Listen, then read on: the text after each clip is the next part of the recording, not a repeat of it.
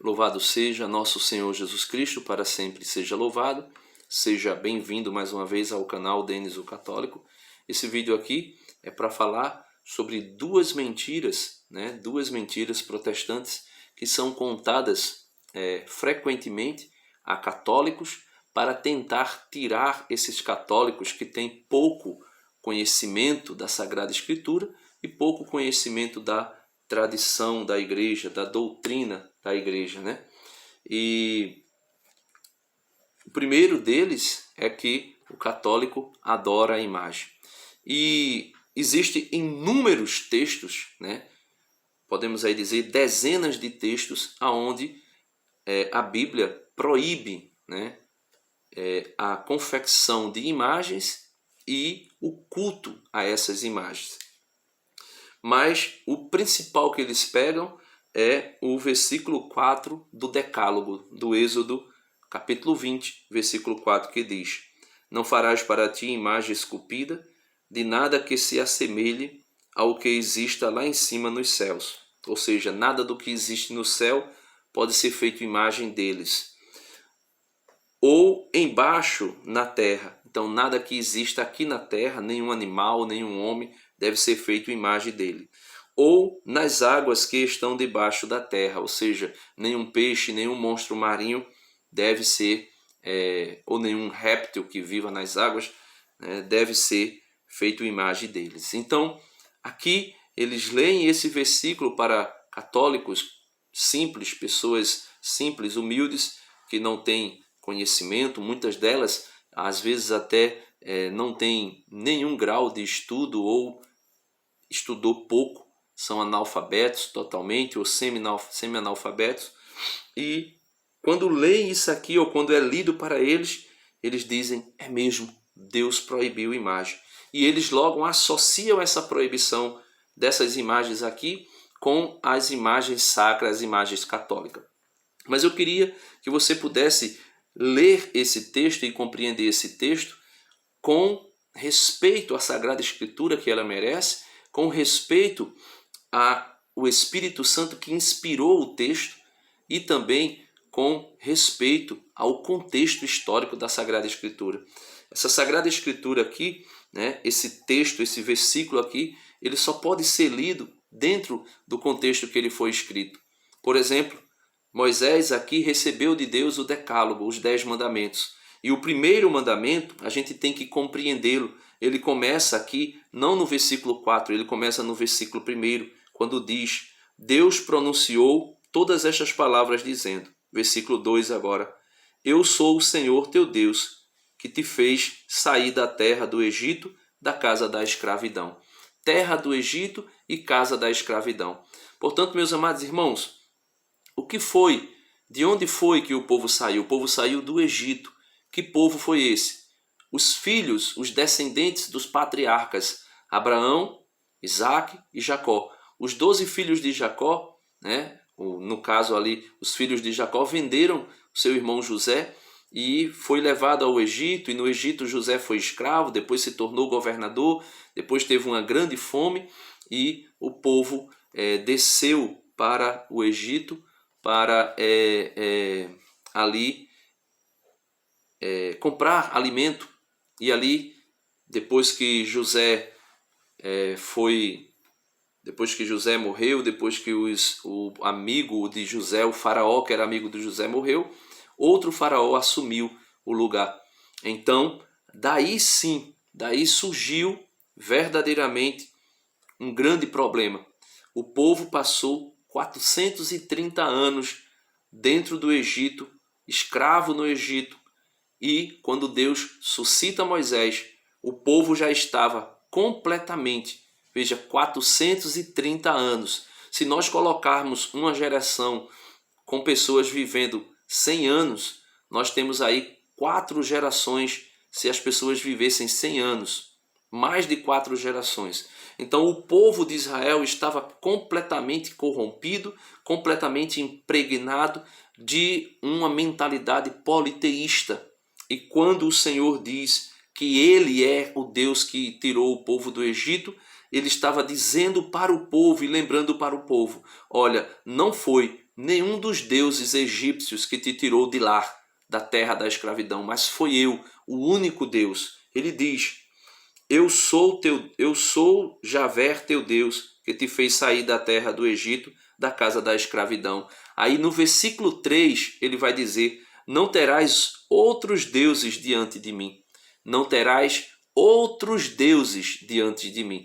E aqui está o motivo pelo qual, no versículo 4, ele proíbe a confecção das imagens. Porque Deus estava falando das imagens de deuses, não estava falando das imagens católicas que nós temos hoje. Deus estava proibindo a imagem de deuses. Versículo 3, não terás outros deuses diante de mim. Aí, não farás para ti imagem esculpida de nada que se assemelhe ao que existe lá em cima nos céus, ou cá embaixo na terra, ou nas águas que estão debaixo da terra. Então veja, Êxodo 20, versículo 4, que é tão usado pelos protestantes para enganar os católicos e dizer que os católicos adoram a imagem. Veja no capítulo 25. No capítulo 25, o Senhor Deus dá as prescrições referentes à construção do santuário e aos seus ministros. Então Deus vai dizer a Moisés como deve ser feito o santuário. Um santuário que era como uma tenda, que era montado e desmontado assim que o povo fizesse acampamento, né?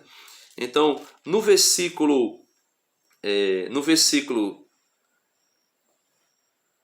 a partir do versículo 10, o Senhor vai dizer como deve ser feito a Arca da Aliança, né? Então, a Arca da Aliança, como nós já sabemos, como todo mundo sabe, era uma caixa, né, de madeira revestida de ouro, onde se colocou as 2 tábuas da lei, os mandamentos, e posteriormente se colocou também a vara de Arão que florescera, como também um pote de ouro com o maná que havia caído do céu, como está escrito lá em Hebreus capítulo 9, versículo 4, né? Então, essa Arca da Aliança, ou seja, esse caixote, essa caixa, tinha uma tampa, e em cima dessa tampa, né, que era chamada propiciatório, veja o que diz no versículo 17, diz assim: farás também um propiciatório de ouro puro, com 2 côvados e meio de comprimento e 1 côvado e meio de largura. Versículo 18, farás 2 querubins, veja, farás 2 querubins de ouro batido os farás, nas 2 extremidades do propiciatório. Faze-me um dos querubins numa extremidade e o outro na outra. Farás os querubins formando um só corpo com o propiciatório nas 2 extremidades. Os querubins, versículo 20, terão as asas estendidas para cima e protegerão o propiciatório com suas asas, um voltado para o outro. As faces dos querubins estarão voltadas para o propiciatório, como se eles estivessem de joelho olhando para a Arca da Aliança. E versículo 21, porás o propiciatório em cima da arca, e dentro dela porás o testemunho que te darei, ou seja, as tábuas da lei, os 10 mandamentos. Então veja, meus amados irmãos, no mesmo livro, 5 capítulos depois, o Senhor manda fazer a imagem de 2 querubins. Ou seja, no versículo 4 dizia que não era para fazer imagem de nada do que estava lá em cima nos céus. Nada do que estava em cima nos céus. Nada, absolutamente nada. Mas 5 capítulos depois, ele já manda fazer as imagens de 2 querubins, ou seja, de anjos. Anjos são de onde? Do céu. E nós temos aí, né, o livro de Números, que é um livro um pouco antes do Deuteronômio. Livro de Números, no capítulo 21, né? Números capítulo 21, a partir do versículo 4, vai dizer o seguinte: e aqui Deus manda construir outra imagem. Agora não é mais querubins, agora não é mais do céu, é daqui da terra. E pior, a imagem de um animal que prefigurava Satanás, a imagem de um animal que prefigurava o diabo. Veja no versículo 4. Agora deixa eu explicar o contexto. Aqui mais uma vez o povo começou a blasfemar contra Deus. Quando saiu do Egito, estavam a caminho da terra prometida. Começaram a blasfemar contra Deus. E blasfemando contra Deus, Deus mandou sobre eles, sobre o povo, serpentes venenosas para matá-los. Por quê? Porque eram pessoas de coração duro e tinham se rebelado contra Deus. E veja aqui o que é que acontece a partir do versículo 4. Então partiram da montanha de Or pelo caminho do mar de Suf para contornarem a terra de Edom. No caminho o povo perdeu a paciência, falou contra Deus e contra Moisés, porque nos fizeste subir do Egito para morrer neste deserto, pois não há nem pão nem água. Estamos enfastiados deste alimento de penúria, o maná que Deus fazia cair toda manhã do céu. Então o Senhor enviou contra o povo serpentes abrasadoras, serpentes venenosas, cujas mordeduras fez perecer, fez morrer muita gente em Israel. Veio o povo dizer a Moisés: pecamos ao falarmos contra o Senhor e contra ti. Intercede junto a Javé para que afaste de nós estas serpentes. Moisés intercedeu pelo povo e o Senhor respondeu-lhe: faze uma serpente abrasadora e coloca em uma haste. Todo aquele que for mordido e a contemplar viverá. Veja, todo aquele que for mordido por uma serpente e contemplar a serpente de bronze que estava no poste, viverá. A serpente. Não era todo aquele que for mordido por uma serpente vai orar, vai cantar louvores, vai, invocar o meu nome e viverá. Mas foi todo aquele que for mordido e a contemplar a serpente de bronze, viverá.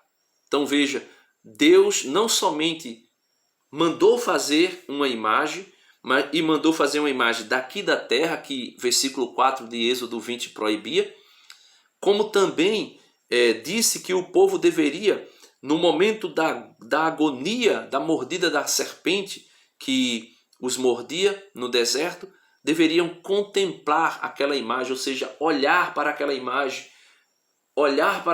venerar a imagem, contemplar a imagem. E ali eles seriam libertos do veneno. Então, Moisés, portanto, fez uma serpente de bronze e a colocou em uma haste.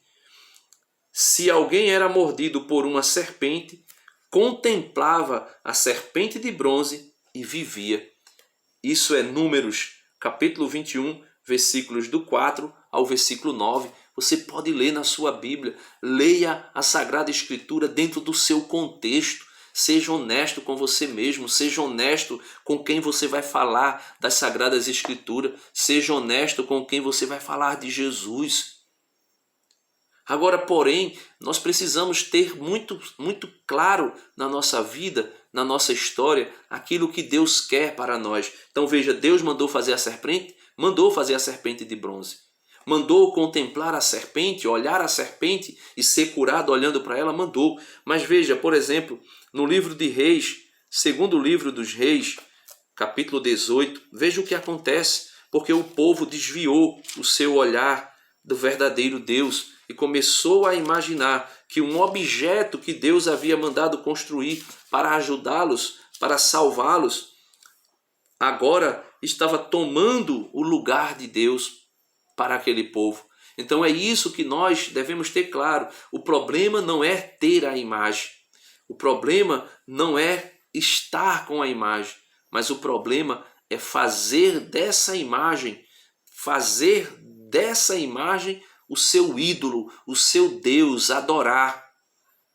E não somente adorar no sentido de dizer, porque se ajoelhou, porque tocou, porque beijou, agora está adorando. Não, veja o que significa adorar uma imagem de verdade.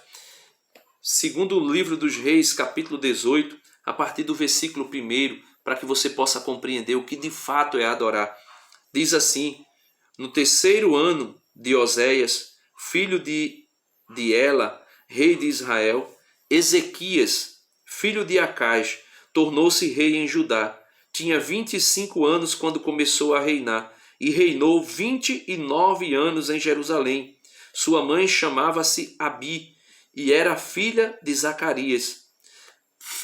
Ezequias fez o que agrada aos olhos do Senhor, imitando tudo o que fizera Davi, seu antepassado. Foi ele, Ezequias, que aboliu os lugares altos, ou seja, os lugares dos ídolos. Quebrou as estelas, lugares de culto, de adoração. Cortou o poste sagrado e reduziu a pedaços a serpente de bronze que Moisés havia feito. Oxente, Ezequias quebrou em pedaços a serpente de bronze que Moisés havia feito. Então quer dizer que Ezequias era protestante e estava destruindo as imagens que Moisés havia feito? Não. Ezequias aqui era bem católico, porque Ezequias sabia para que servia a imagem, porém o povo tinha desviado o sentido verdadeiro dela, que era aquele sentido primário que eu tinha falado agora há pouco, de Números 21. E ele vai dizer, pois os israelitas até então ofereciam-lhe incenso. Incenso na Bíblia, lembra dos 3 reis magos que se aproximaram de Jesus quando criança, quando bebê, e ofereceram os seus presentes, ouro, incenso e mirra. Incenso significa divindade. Veja, ofereciam-lhe incenso e chamavam-na Noastã. Noastã, né,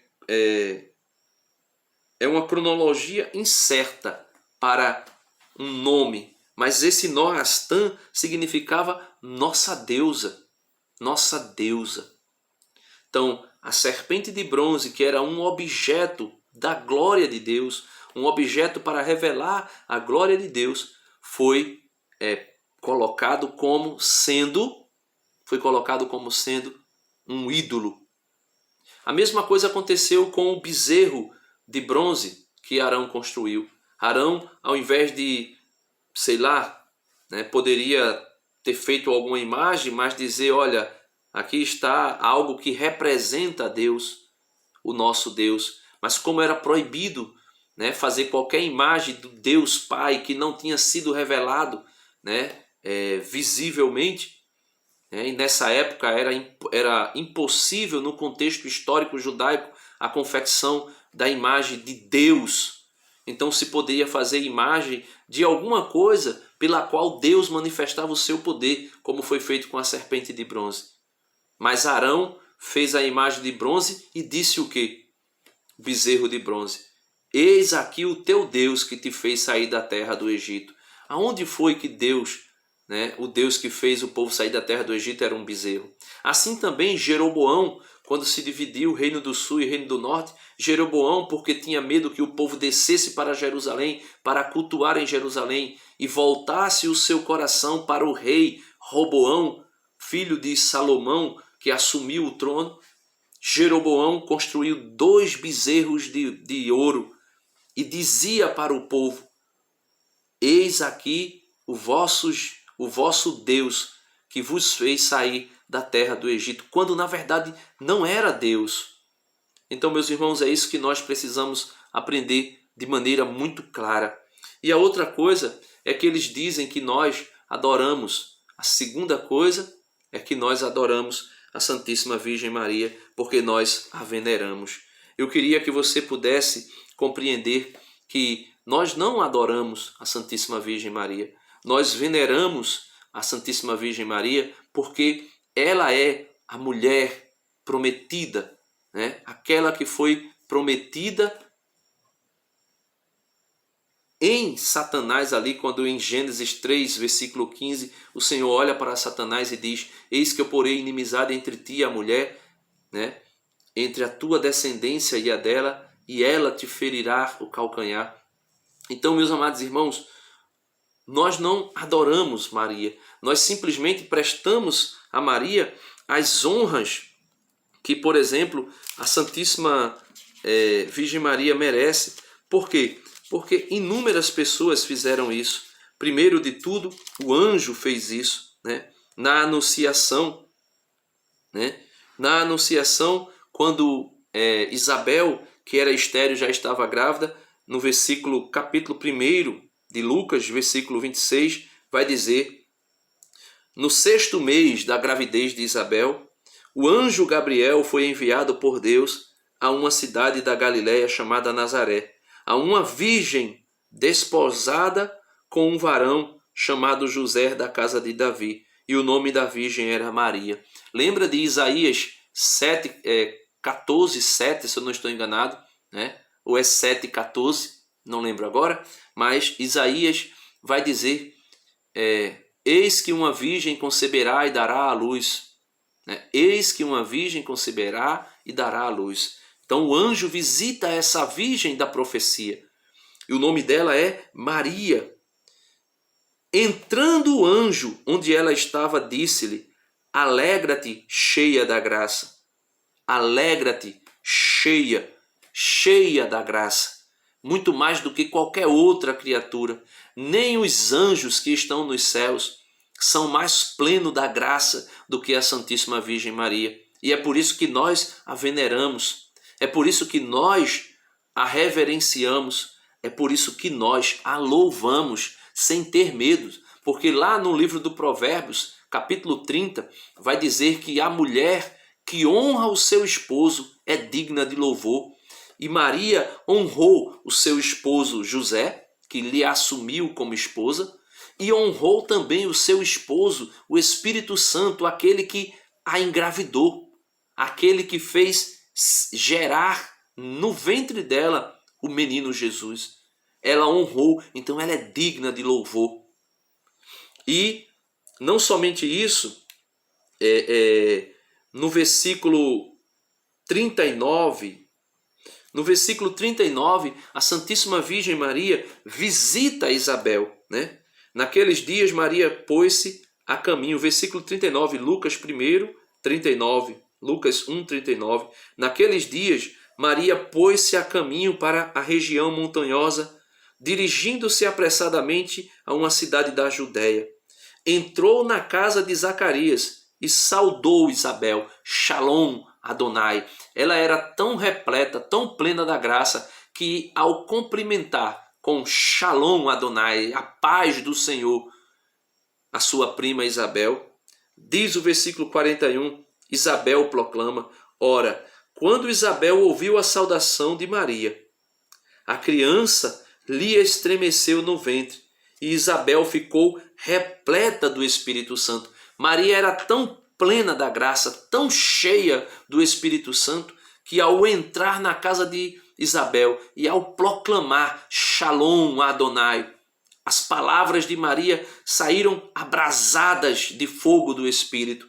E Maria, quando cumprimenta Isabel, Isabel ficou repleta, cheia, plena do Espírito Santo. E não foi uma mulher qualquer que falou, não foi uma pessoa que vivia no mundo, não foi uma prostituta, não foi um ladrão, não foi um pagão que falou o que foi dito da Santíssima Virgem Maria, mas foi uma mulher repleta, cheia, plena do Espírito Santo, que com um grande grito exclamou: bendita és tu entre as mulheres, e bendito o fruto do teu ventre. Então Isabel proclama: bem-aventurada és tu entre as mulheres, bendita és tu entre as mulheres, e bendito é o fruto do teu ventre. E ela continua: de onde me vem a honra que a mãe do meu Senhor me visite? Olha, de onde me vem a honra que a mãe do meu Senhor. A honra estava na mãe, na Santíssima Virgem Maria. Por quê? Porque ela era mãe do Senhor de Isabel. A glória não é de Maria. Maria é semelhante à lua. A lua não tem luz própria. A lua não tem luz. particular. Toda a luz de Maria é do sol. Jesus é o sol nascente que nos veio visitar, como disse Zacarias, né? Como disse Simeão. É o sol nascente que nos veio visitar. Então a glória que há em Maria é a glória de Cristo. Os méritos que há em Maria é os méritos de Cristo. Então quando nós veneramos a Santíssima Virgem Maria, nós veneramos aquilo que os méritos de Cristo fez na vida dela. E Isabel, repleta do Espírito Santo, diz: de onde me vem a honra que a mãe do meu Senhor me venha visitar. E versículo 33, versículo agora 44. Pois quando tua saudação chegou aos meus ouvidos, a criança estremeceu de alegria no meu ventre. Então veja, quando Maria saudou Isabel, João Batista estremeceu de alegria. João Batista, com 6 meses, 6 meses, né, de gestação, sentiu o esplendor, a glória das palavras cheia do Espírito Santo que Maria proclamou ao dizer à sua mãe Isabel: Shalom Adonai. E no versículo 45, né, diz assim: feliz aquela que creu, feliz aquela que creu, pois o que lhe foi dito da parte do Senhor será cumprido, né? E a Santíssima Virgem Maria, ela se alegra com isso e canta ao Senhor, né? O cântico de Maria, o cântico da Santíssima Virgem Maria, né? Ela vai dizer, né, o seu cântico maravilhoso. Maria então disse: a minha alma engrandece o Senhor, o meu espírito se alegra em Deus, meu Salvador, porque olhou para a humildade de sua serva. Nós olhamos para a humildade de Maria, nós contemplamos em Maria aquilo que Deus fez. Ela diz, versículo 48, porque olhou para a humildade de sua serva. Sim, de agora em diante, as gerações todas me chamarão de bem-aventurada. Todas as gerações, menos a geração protestante. A geração protestante tem medo de proclamar Maria como a bendita. Quem é essa que avança como a aurora, né? Temível como o exército em ordem de batalha? É a Santíssima Virgem Maria, meu irmão. É a Santíssima Virgem Maria, minha irmã. E você não tenha medo de honrar Maria, não tenha medo de venerar Maria, não tenha medo de contemplar Maria, porque é uma promessa.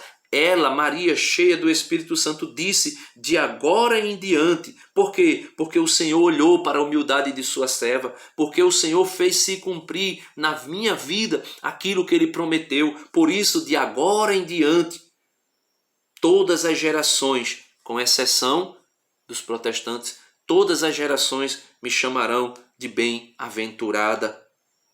Todas as gerações me chamarão de bem-aventurada. E ela diz por quê? Pois o Todo-Poderoso fez grandes coisas em meu favor. Não é Maria por Maria. É contemplando em Maria a glória do sol da justiça. Maria é como a lua que reflete a glória, o sol, a luz do sol que é Jesus.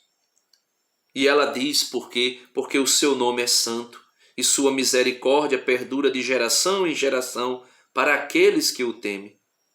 E agiu com a força do seu braço, dispersou os homens de coração orgulhoso. Não tenha o coração orgulhoso, seja humilde, reconheça Maria como a sua mãe, né? E nós podemos, né, mas aqui não vai dar mais tempo, senão o vídeo fica longo demais. Nós poderíamos ver Jesus lá no alto da cruz, né? São João capítulo 19, versículo 25, se eu não estou enganado. No alto da cruz, Jesus olhando para João e não chama João pelo nome, para que esse nome que ele ali ao falar, o nome que possa ser posto ali seja o meu e o teu. Jesus olhou para João e disse: filho, filho, eis aqui a tua mãe. E olhando para a Santíssima Virgem Maria, ele disse: mulher, eis aí o teu filho. E daquele momento em diante, João levou Maria para a sua casa. E eu quero dizer para você, meu irmão, leve a Santíssima Virgem para a sua casa. Não tenha medo de invocar a Santíssima Virgem Maria. Não tenha medo de dizer: Ave cheia de graça, o Senhor é contigo. Bendita sois vós entre as mulheres, e bendito é o fruto do vosso ventre. Não tenha medo de dizer. Não tenha medo. Não tenha medo de proclamar. Então, meus amados irmãos, aqui está esse vídeo para colocar por terra essas duas mentiras. Primeira, a que os católicos adoram a imagem. Segundo, a que os católicos adoram Maria. Não, nós simplesmente lemos a Bíblia dentro do seu contexto e lemos a Bíblia fazendo a reverência necessária e clara das palavras inspiradas pelo Espírito Santo. Deus abençoe você e até amanhã, se Deus quiser. Em nome do Pai, do Filho e do Espírito Santo. Amém.